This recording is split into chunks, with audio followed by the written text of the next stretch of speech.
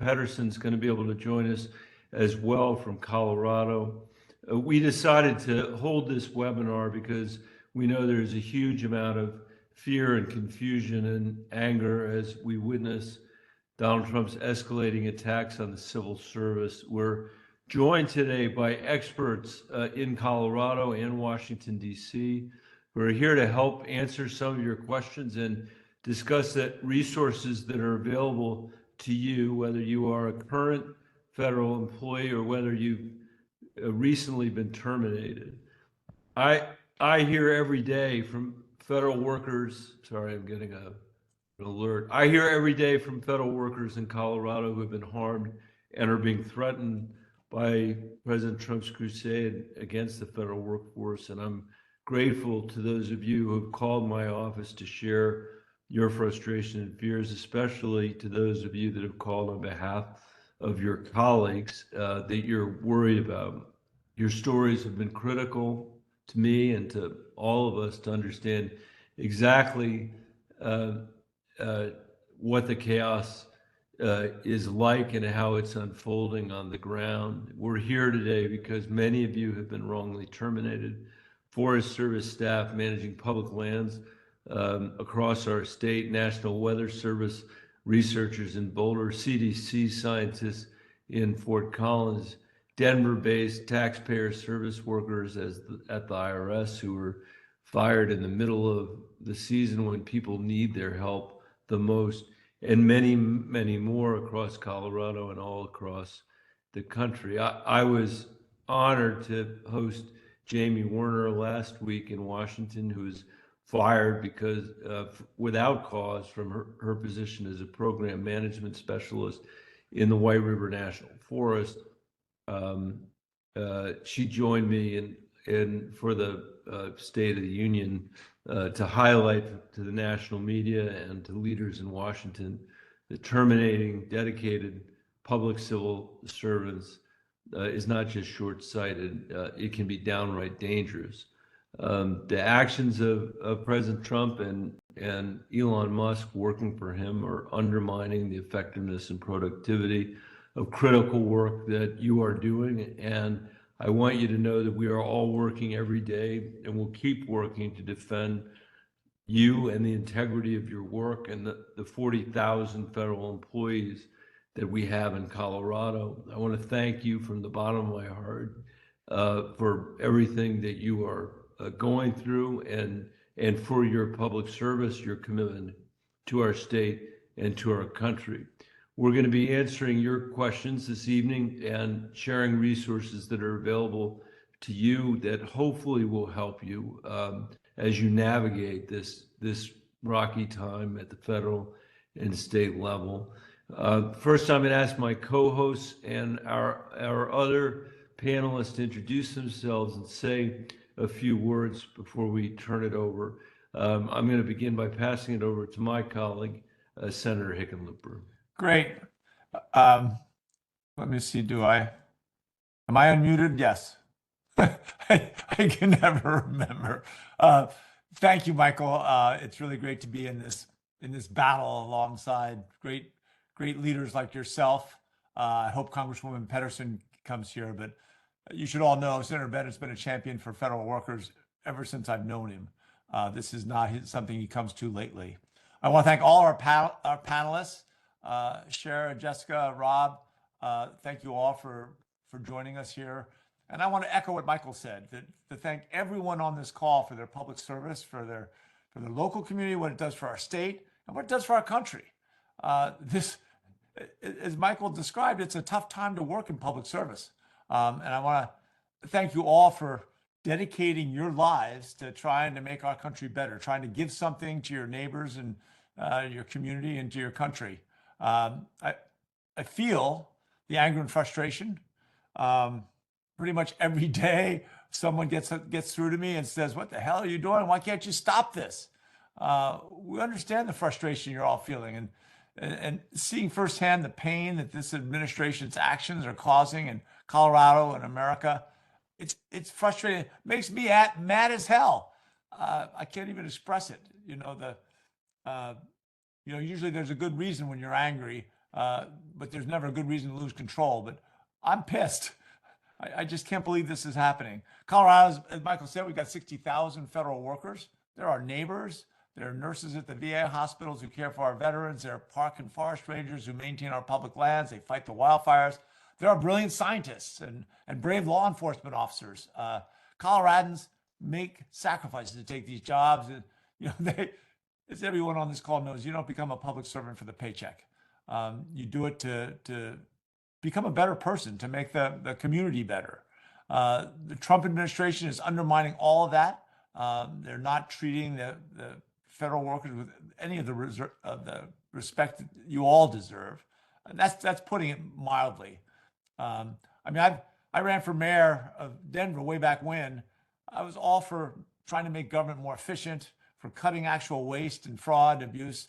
I did it as mayor. I did it as governor. It's what they're doing is the opposite. They're throwing veterans and working families and the hardworking federal employees that you all represent, they're throwing you all under the bus. And that's not the way to do it. I think the aimless firings in many cases are illegal. I think that's been held up in court. They're short-sighted. They're forcing folks out the door. They're cutting services to millions of Americans so that they can pay for tax cuts for the ultra-wealthy. They're even firing our veterans at a fearsome rate. So many veterans were hired in the last 4 years. 30% of our federal workforce now are veterans.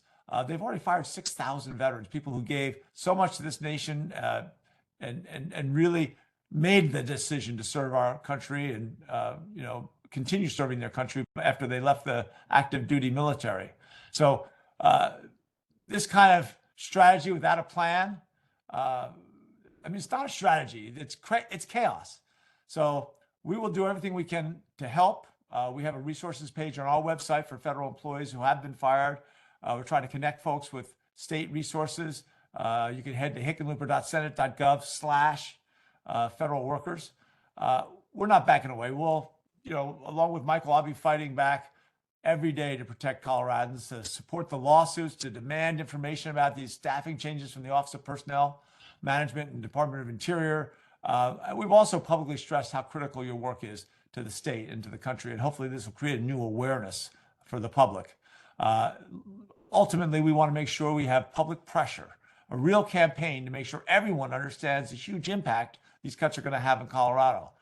We need to put as much pressure as we can on some of our Republican colleagues in the House. We've seen the anger. We've got to make sure that gets mobilized into going to Republican town hall meetings and letting people hear your voice. And making sure other people are aware of what's happened to you or what's happened to others that you know about. Everyone's a critical part of this. We've all got to keep using social media, reposting each other, sharing your stories. You never know what's going to go viral. So anyway, I'll shut up. Thank you all. Thank you all for being here. Thanks, Sean. I really appreciate it. Congresswoman Pedersen, unfortunately, has technical difficulties. I have no doubt she'll join us if we can, but let me introduce first Rob Schreiber from Democracy Forward. Rob, could you say some words about yourself, and then I'll introduce our other guests, and then we'll get going here. Sure. Thank you, Senator Bennet, and thank you, Senator Hickenlooper, for having me here, and also for being such strong champions of federal workers. My name is Rob Schreiber. I lead Democracy Forward's Civil Service Strong program. We're seeing in real time an aggressive implementation of Project 2025. Democracy Forward prepared for this, and we were ready to go on day one. And now we're fighting every day on behalf of the American people and the civil servants who work hard for them every day. I'll say a few words about Democracy Forward's litigation efforts. But real quick, I just wanted to say, before I joined Democracy Forward, I was privileged to spend the entirety of the Biden-Harris administration at the Office of Personnel Management, and I served the last 8 months as the agency's acting director.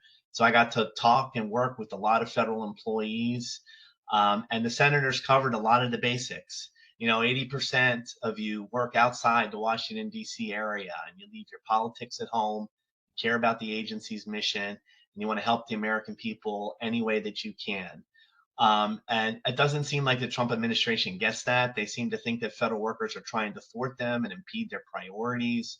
So they cooked up their plan to torment and vilify federal employees and drive them out. And they've been carrying out that plan every day since January 20th. And I just think they have it so wrong. I don't think that the person in Colorado Springs processing Social Security benefits wakes up every morning and thinks, how can I thwart President Trump today?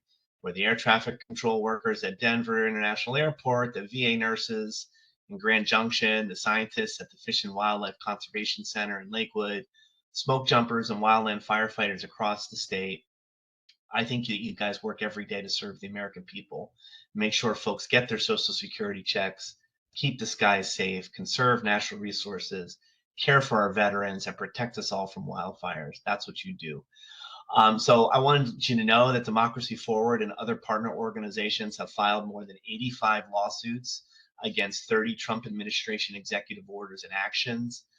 We at Democracy Forward alone have filed over 25 legal actions since the start of the administration. We filed the first lawsuit against the administration within minutes of Trump taking office.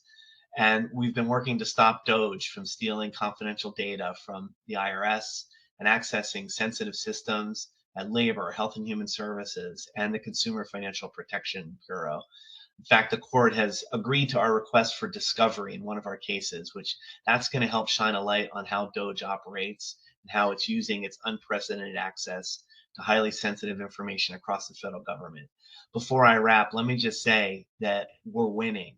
We're on the front lines of holding the administration accountable in the courts. We're filing this litigation and we're winning results on behalf of people, unions, nonprofit organizations, healthcare professionals, educators, veterans group, houses of worship, and more.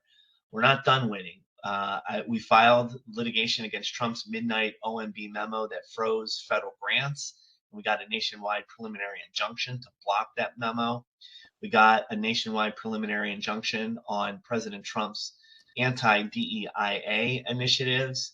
It's one of the biggest court wins in the administration, against the administration so far. We've overturned the termination of probationary employees at the U.S. Department of Agriculture before the Merit System Protection Board, and we're pressing them to expand that government-wide. And we also have prevented the transfer of Consumer Financial Protection Bureau funds from the CFPB and prevented giving control of those funds to any other parties.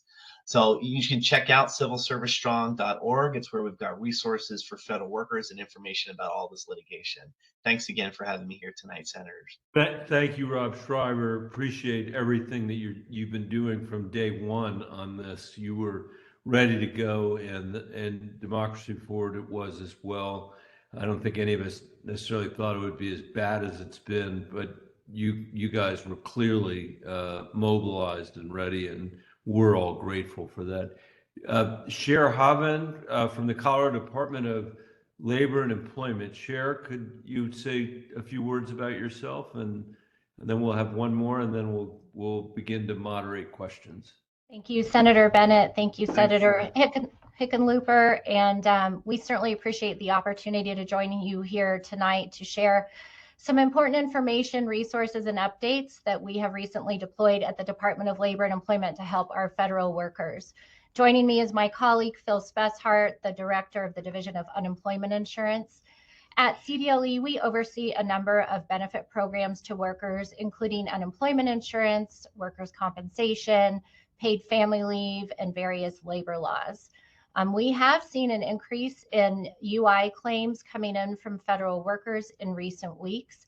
And while generally the process to file for UI is the same, whether you are a federal worker or not, there are a few differences.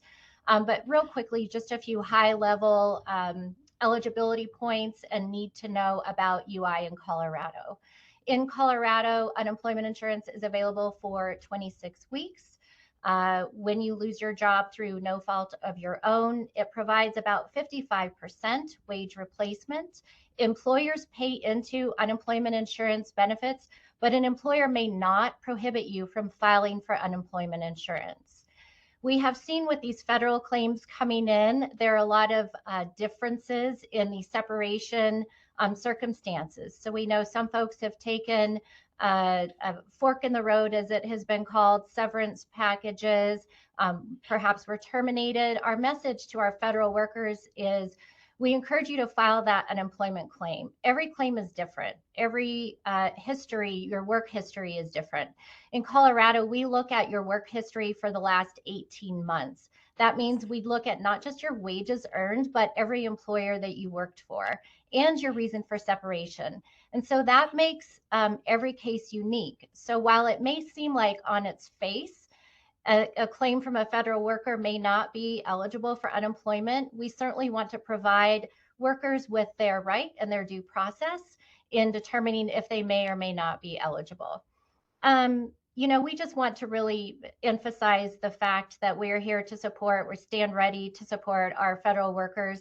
ColoradoUI.gov has a number of new resource documents, fact sheets. We have some messaging to our phone lines. We're putting out messaging on social media. And CDLE actually also has 2 town halls next week that we will share out after today's program. So again, Senator Bennet, Senator Hickenlooper, Congresswoman Pedersen's team, we certainly appreciate the opportunity to be here and look forward to answering some questions. Thanks, Sharon. Phil, thank you very much for making time to be here. And now we'll hear from Jessica Green from the Colorado Department of Personnel and Administration, and then we'll have a discussion of the questions. Jessica? Good afternoon. Thank you, Senator. My name is Sure. Jessica Green. I'm the statewide Deputy Chief Human Resources Officer at the State of Colorado Department of Personnel Administration. I've proudly served at the state for 7 years in a number of departments, and I'm here this evening to provide a little bit of information about some employment opportunities we have here at the state.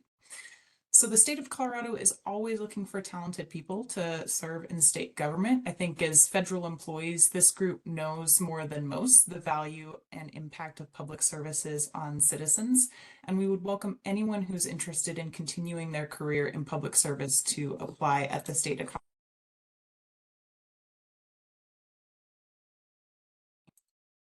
And I'm sorry, my video just popped out. Can you still hear me? You're back. You're back, Jessica. No, did you lose me? No, you're back. You're there. We can hear you. Okay, wonderful. Yeah, go ahead.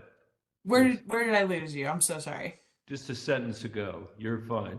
Okay, perfect. So we would welcome anyone who's interested in continuing their career in public service to apply at the state of Colorado. I'm going to drop a few links in the chat here with you in a moment. The first link is going to be to the State of Colorado Job Board. Can you see my screen okay?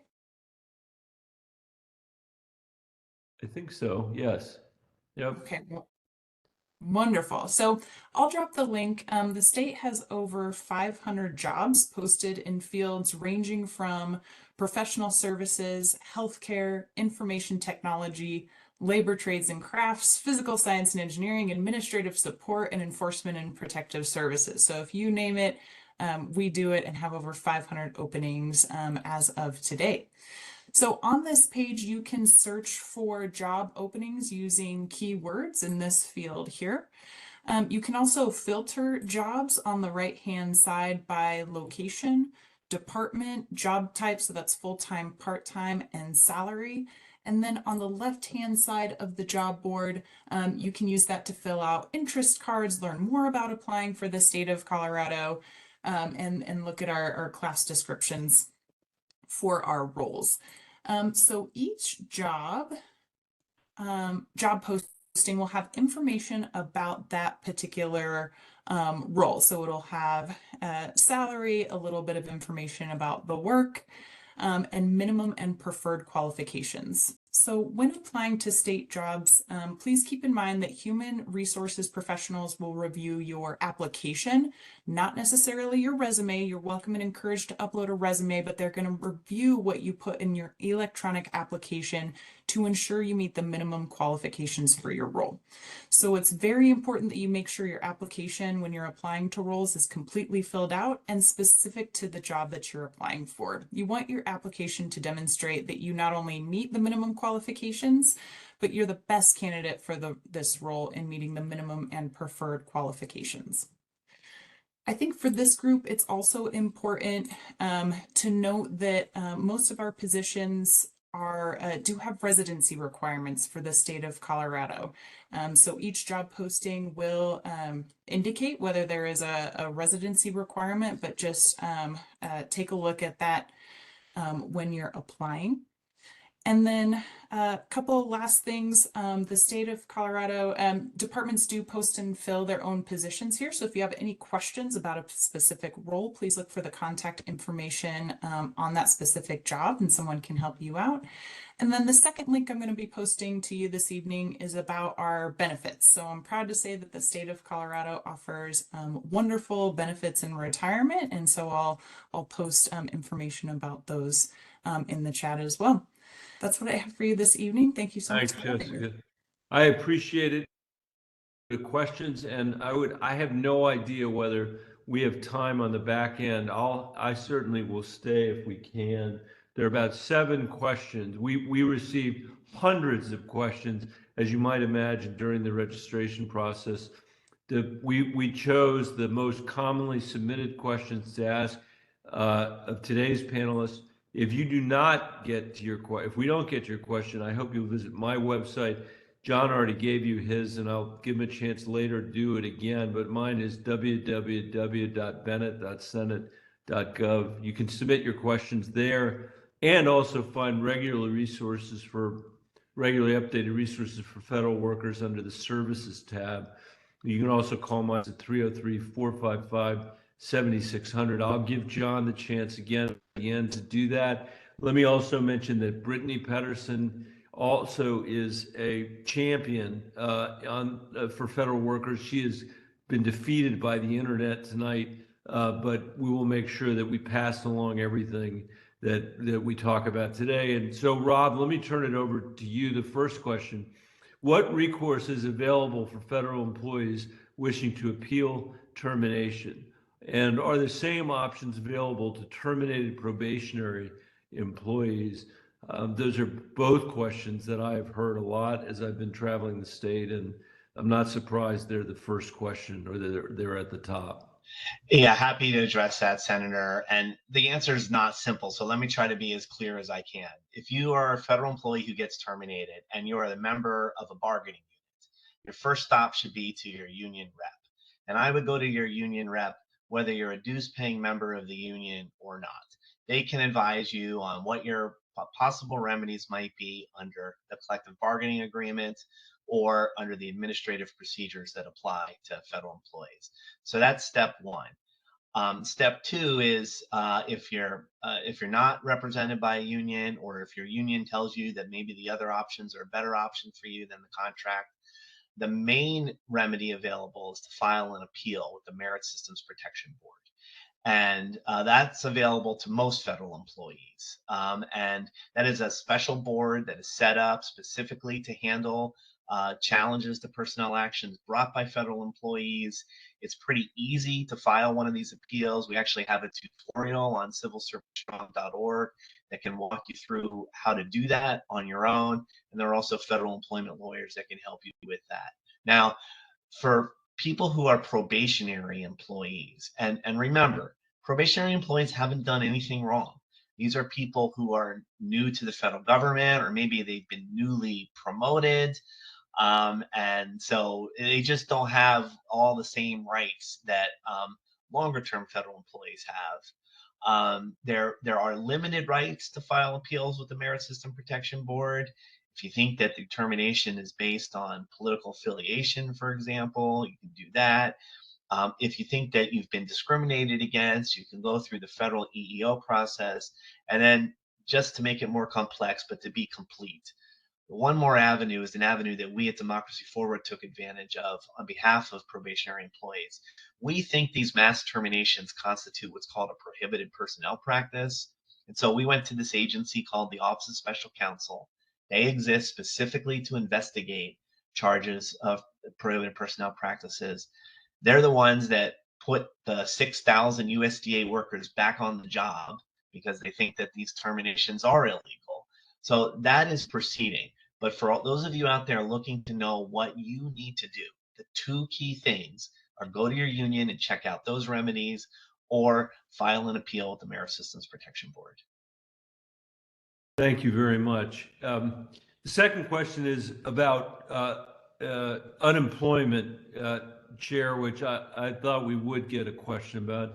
And the question is, are Colorado residents who are affected by RIFs and DOGE policies eligible for unemployment? And also, for example, if I accepted the buyout, can I apply for unemployment? And am I eligible for benefits if I received severance upon separation, if I've been illegitimately fired, in theory for cause, but, nobody actually did the work to fire me for cause. I've had good evaluations. How can you help us understand how the unemployment system interacts with that?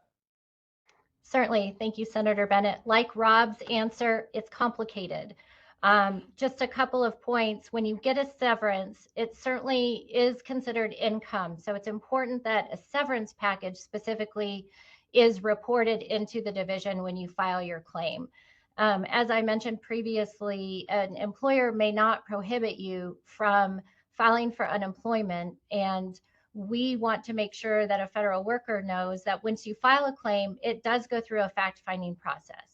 So regardless of the circumstances of your separation, we ask you, what were the circumstances? We also ask your employer. And so this starts our fact-finding process. What's really important is that you respond to requests from the division. You provide any documentation that you have available to help with that fact-finding. And when you are reporting any additional income, like severance, that is included in the income reporting section of the application. Generally, it depends. So it gets a little complicated. What we want workers to know, though, is just because you are in a unique situation with your separation, that should not deter you from filing a claim with us. The facts will present themselves to the division during fact finding, and then we will issue a decision of eligibility. It is also important to note when you do file your unemployment insurance claim that you continue to keep that claim open and active even before we've determined your eligibility. This means certifying every Friday or at the end of each week that you're available and actively seeking work. And again, report any additional income that comes in as a result of your unemployment so that we can ensure that the benefits we're paying are accurate. And all of this is available at coloradoui.gov. Thank you, Cher. I appreciate that very much. Jessica, we now have a question for you. There was, again, one of the most common that we received. Other states have rolled out programs to help recently fired federal employees find new jobs. Will there be opportunities for recently terminated federal employees in Colorado to find jobs at the state level? You talked a little bit about that, and I appreciate very much the spirit with which you underscored the incredible value that these folks bring to Colorado. Absolutely, and thank you, Senator. As I said, we are always looking for talented folks committed to public service to serve at the state level. We have over 500 positions open right now on the State of Colorado job board, which I put in the chat. And so highly encourage you to search and find a position at the state level that matches your areas of experience and interest and apply. We'd love to have you. When you mentioned residency requirements earlier, were those residency requirements of people living in Colorado, or are those requirements of people living in a place within the state? Yeah, great question. So the majority of our jobs do require that folks live in the state of Colorado when they start. There are some exceptions to the residency requirement, but the job posting will indicate the requirements. Thank you. Rob, we got another one for you. Will federal employees be reinstated if fired illegally? What will happen if the Trump administration does not comply with court orders to reinstate fired employees? You may not have a crystal ball to tell us exactly what will happen, but I think given your experience, everybody here would love to hear your perspective on that. Yeah, thank you, Senator. Let me start with what the general principle is in employment actions and these appeals that we're talking about. So the general rule is if you prevail in your appeal, in your grievance, in your Office of Special Counsel complaint, you get reinstated, and you get reinstated with back pay, with interest, and even often you get your attorney's fees covered. There's a law called the Back Pay Act. It governs this stuff for federal workers. And so I know that getting a lawyer can be expensive. You should know that some of these lawyers are taking federal worker cases on a contingency basis, which means they only get paid if they win, because number one, the cases are strong, and number two, when you win, the federal government's on the hook for paying those attorney fees back. So don't be discouraged and think like it's not even worth talking to a lawyer. Know that there are lots of lawyers out there trying to help feds, and that this dynamic exists. So again, that's the general rule. You challenge your termination, you win the challenge, you get reinstated. You get reinstated with back pay, and we have seen that begin to happen. I've mentioned several times tonight because I'm really proud of the fact that we were able to get 6,000 USDA workers put back on the job. Uh, the Agriculture Department has started bringing people back, and they are bringing them back with back pay to the date that they were terminated. The question about what happens if the Trump administration doesn't follow court orders. Well, okay, first of all, that's a constitutional crisis in the country. But secondly, let me say that there is evidence so far that they're paying attention to these court rulings. So I mentioned that they tried to freeze federal funding, and we went to court and we sued, and it kind of put them into a tizzy. They changed the guidance, created a bunch of confusion. The funds started going back out. Then we found that they weren't fully complying with the court order. We went back to court again, and we said, hey, they're not following your rules. The court entered another order, and then there was more progress that was made. We saw a decision from the Northern District of California on this probationary employee issue that said OPM cannot direct federal agencies to fire their probationary employees. OPM doesn't have the authority to do that. I happen to agree with that. I was the OPM acting director. It's crazy. So what did the administration do? OPM went back and changed its guidance. And it now says that it's actually up to the agencies to decide whether to terminate their probationary employees. And you know what's happening?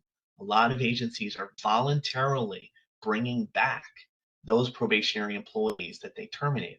The Department of Labor has done it. Little agencies like the National Science Foundation, like the Federal Mediation and Conciliation Service, like AmeriCorps.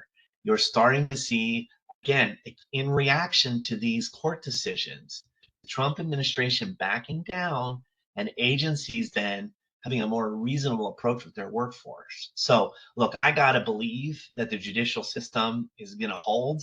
That's what I've spent a lot of my career doing, and we're going to keep fighting in that judicial system. And if the administration doesn't follow the court rulings, then we'll keep taking them back to court until they do. Cher, I had raised earlier, but I think I anticipated something that I have heard from a lot of people, but I just want to repeat it again. And that is this question of if you're fired for performance reasons, despite a positive performance reviews, from the state's perspective, and I've got one more for you after this.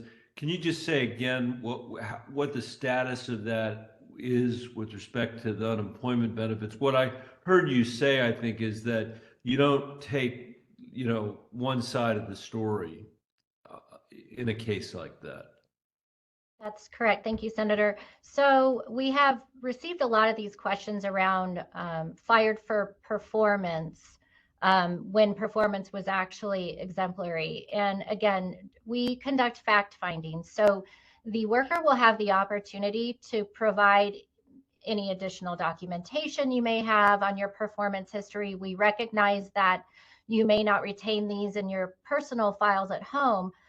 Then you are available, you're able to provide information in the fact-finding setting. So even if you don't have documentation to share with us about your performance history, you will still be able to share that with us in the fact-finding process. So again, every separation is different. Every work history is different. And so that's why we encourage filing of the UI claim so that the decision can be made by us in the course of adjudicating the claim. And thank you. I almost hate to ask this because people have enough to worry about as it is, but even beyond the performance issues that you're talking about, if we've got federal workers who today are employed, but anticipate imminent reductions in force, are there things that they can do? Are there actions recommended by the state of Colorado to prepare for unemployment? Could you talk about that a little? Yeah, absolutely. Unlike non-federal employment in the state where employers actually report in wages for each worker, with the federal government, we actually have to go to the federal government when a claim is filed and verify wages. So that can delay the processing of the claim. So if you are currently employed, a good number of documents you could start collecting would be any W-2s, pay stubs, again, any performance history that you would have documented about your employment. Your federal agency should provide you with two forms, the SF-8 and the SF-50. When you file your unemployment claim, it needs to be the first day after your last day of employment. So we also have received this question, should they file for unemployment now when they're employed? And the answer is no. Wait till the first day after your last day, but have a number of these documents ready to share with us. You can upload these documents into the portal when you file a claim, but really those wage documents are the most important because we do go back to the federal agency to verify wages. That just helps with our eligibility determination. Thank you. And Cher, I hate to do this. I have a bonus question for you. And then this is not actually on the list, but I'm going to come to Rob after that. But if I'm reinstated but I no longer want to work for the federal government, will I still be eligible for unemployment, and or severance pay? How does that work? I'm going to send the bonus question to my colleague for a quick answer. And because I would say it depends. So Director Spessart, do you have a response? It's a good question, Senator Bennet. And yes, it depends. Although if you were reinstated or recalled, that's considered an offer of employment at that point in time. So when you're on unemployment insurance benefits, you are supposed to be actively seeking suitable employment. So there are possibilities that if I don't want to go back to that job and I refuse it, now that gets reported as a refusal of employment on an unemployment insurance claim, which again, depending on all the factors, because again, understand there's lots of reasons why people may not want to go back at this point in time. And we may either determine that was a sufficient reason not to go back, or we may determine that that's a disqualifying provision moving forward under Colorado law. So again, I wish I could give the person requesting a really easy yes or no. Unfortunately, I can't because the facts change case by case. One thing I think would be helpful toward the end here, we're almost at the end, is if you could tell people, all of you or any of you, when you are in a situation like this and you got to gut check what you're going to do, gut check what your decision is, whether you're going to be able to stay, where you could consult, legal advice, or are there particular resources that you would suggest people just take a beat and reference before they make a decision? I know Rob talked a little bit about that earlier. And while you're thinking about that, Rob, let me ask you the last formal question, which was, how do we find out what DOJ plans to do with federal workers' personal data? That's something that I've also heard many Coloradans wondering about, but let's think about it in the context of federal employees, and how do we protect our personal data from unauthorized access by DOJ or anybody else in this process?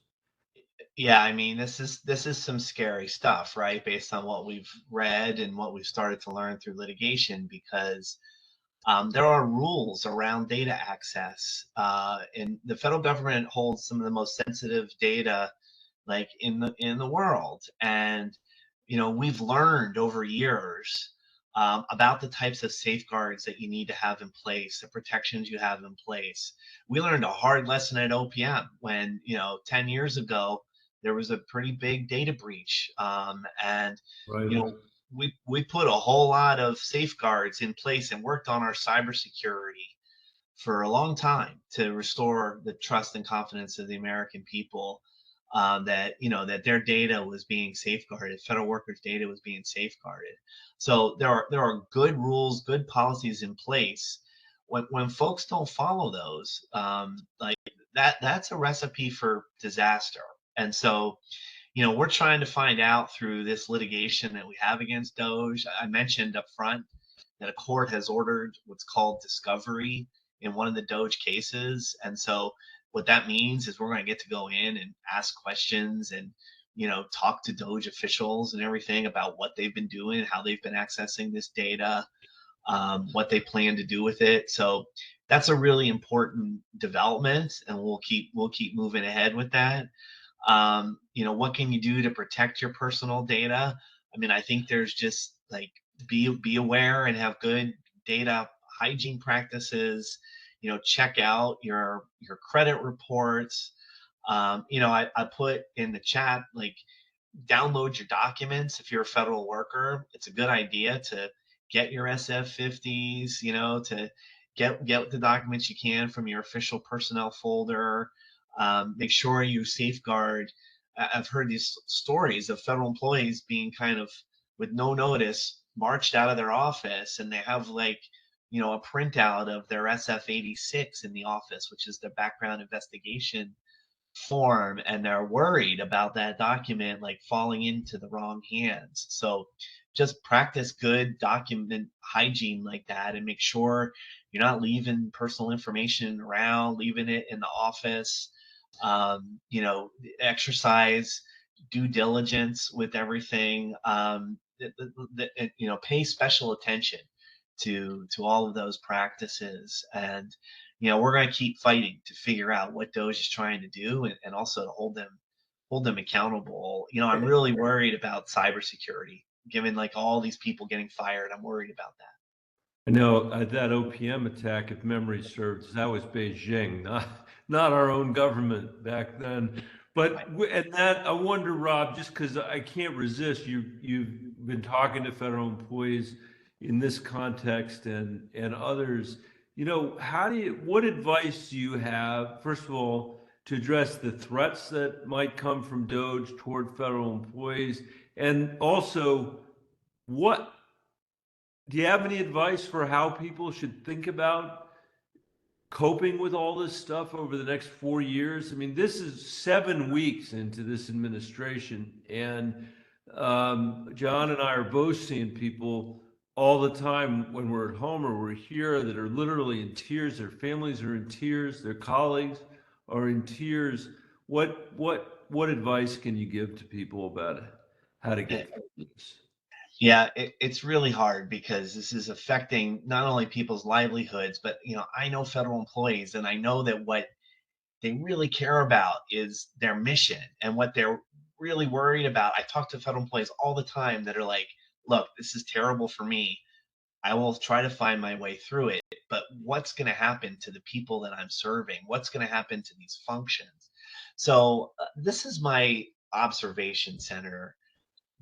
This is by design, that they had Doge come in from the very beginning before these agency leaders got on board, because Doge is not accountable for delivering the mission of the agencies, right? Like Doge is accountable to Elon Musk and to President Trump for, shrinking the size of the federal government and, apparently making up numbers about savings that they're generating.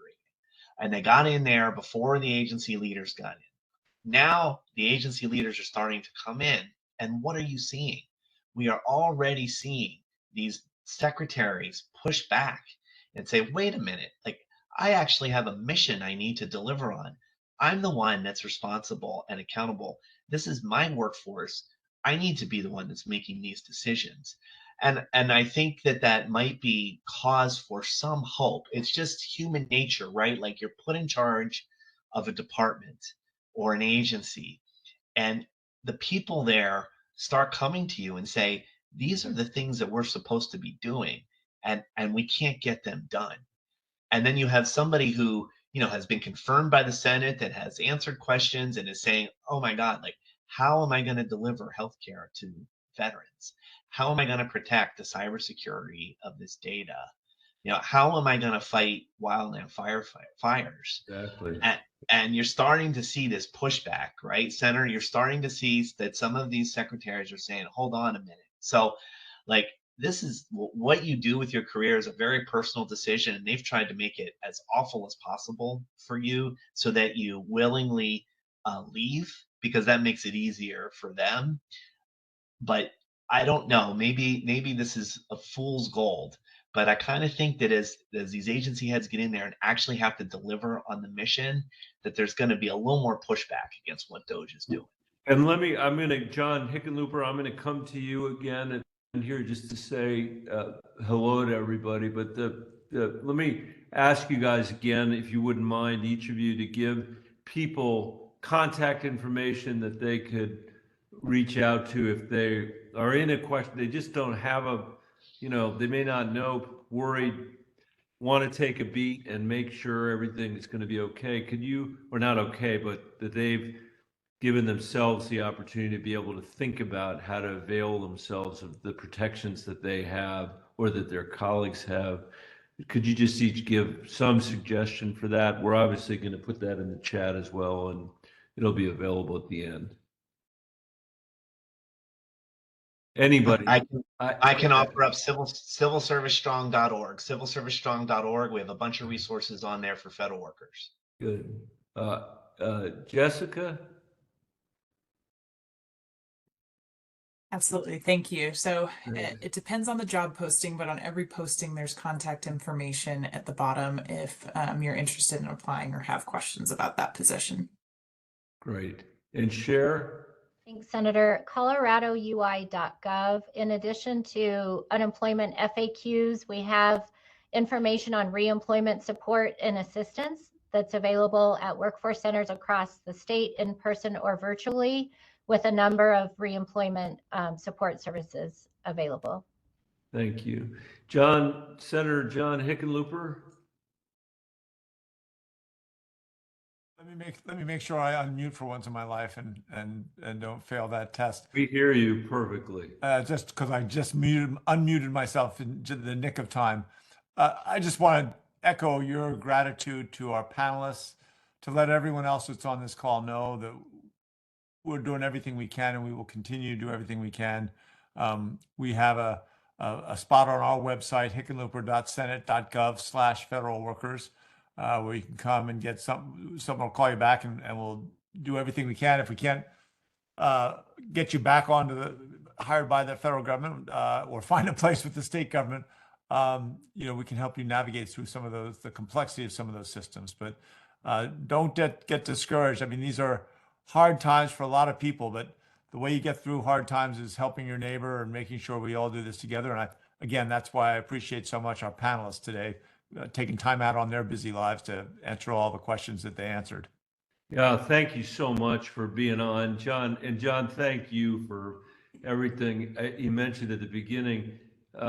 My dad was a federal employee for much of his career. John knew him, actually. Yeah. And I, think about him and the public service that he had and the example that he set for me. And that's the agony that we all see here, is the lack of respect and the lack of interest in what all of you do. And so let's figure out how to get through this together. Let John or me know if we can help as your senators.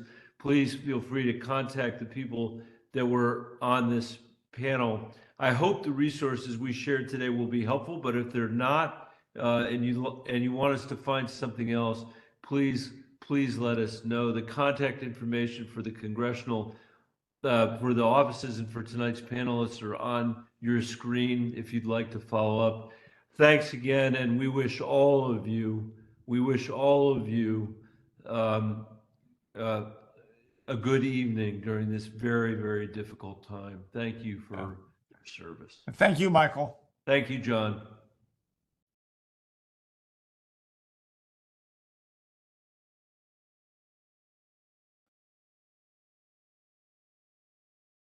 The